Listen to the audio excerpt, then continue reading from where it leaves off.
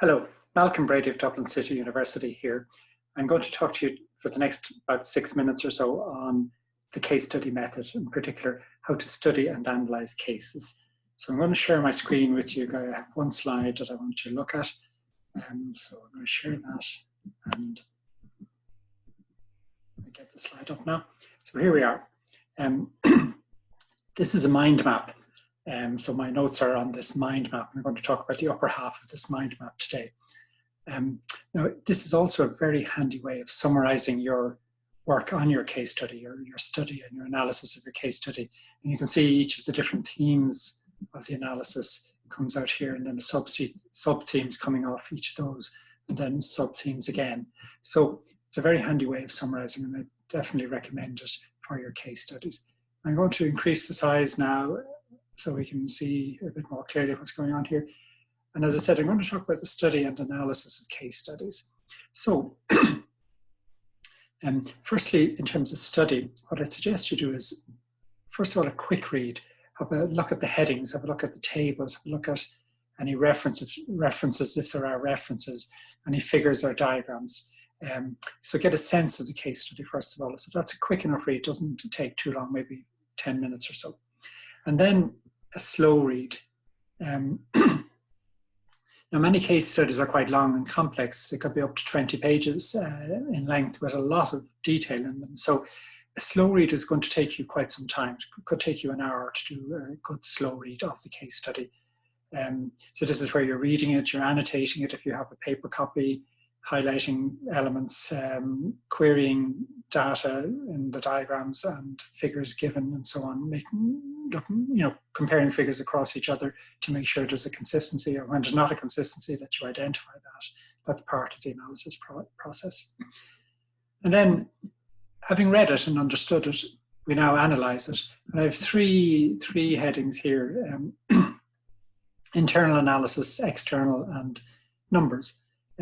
So internal analysis is generally where you're looking at the organization involved or the entity that's involved in the case study. Typically an organization, that might be a commercial firm, it might be a public sector organization, it might be a not-for-profit, or it might be an impromptu organization, militarily or political.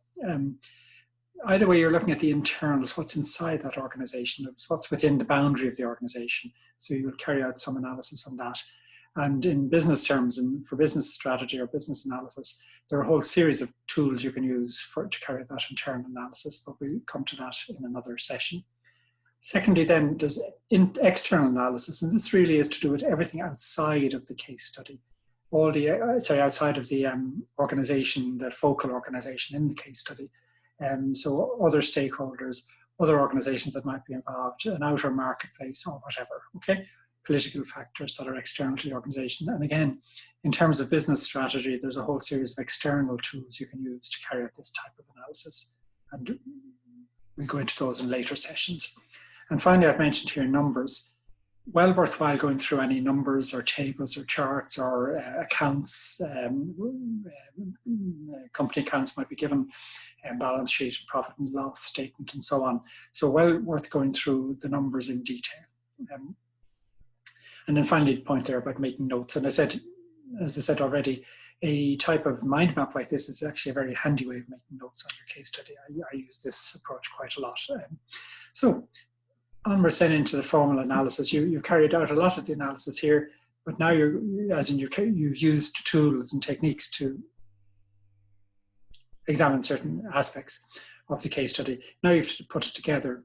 And there's two broad conceptualizations given here. One is from Barbara Minto of AD Arthur D. Little Management Consultants, and her rubric is situation, complication, question, and answer.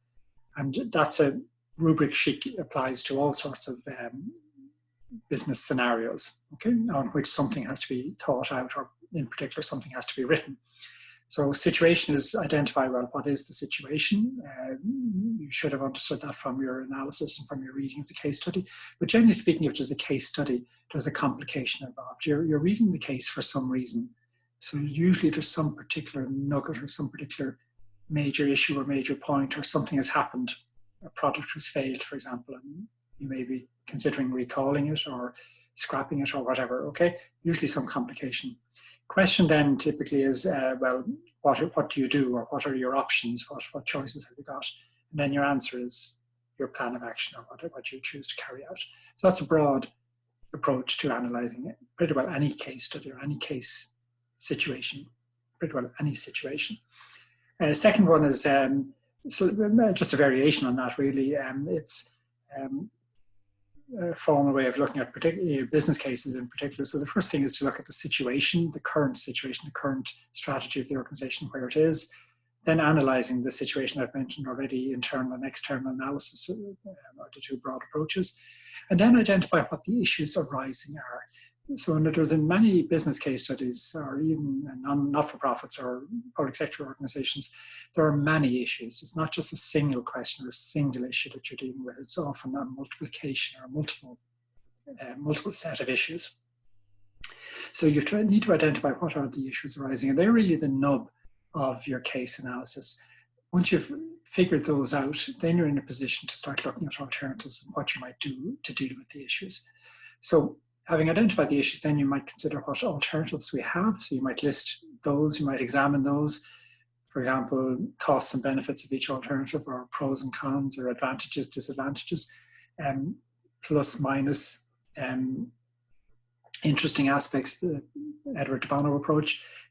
So you've identified those alternatives, and now you're in a position to sort of weigh up. This is the standard decision-making, formal decision-making approach. You've identified each alternative, you've evaluated them, and now you have to make a choice. So you might recommend one particular approach, and even detail that in the form of an action plan. So a detailed set of steps to be carried out. Okay, so that's your broad approach. Now the final step there in terms of your study work, and for most business study presentations or business study cases, you have to present your views. You have to make a formal presentation on your analysis. So the content of the analysis is going to be here and here.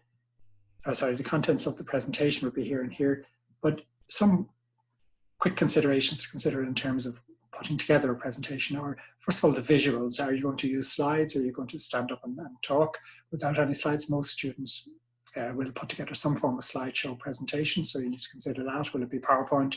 Will it be another method? The choreography of the presentation, you need to consider, will all of the group, usually it's a group looking at this, will all of the group members speak, or will just one or two speak, and others assume other roles, for example, answering questions at the end of the presentation, or managing the actual session itself. I mean, who speaks for how long, for who speaks next, and so on, somebody who manages the choreography. And then the final point is the delivery of the presentation itself. No harm to practice that. Delivery or public speaking doesn't come easy. It takes a lot of practice. So no harm for a student group to go through a practice presentation, or even you as an individual go through your own practice in front of the mirror and learn from your presentation, learn from your practice, and incorporate that into the presentation. So that's it really for how to study and analyze a case study, and how to present your results. So there's just a couple of quick pointers there. I hope you benefit from these. Thank you.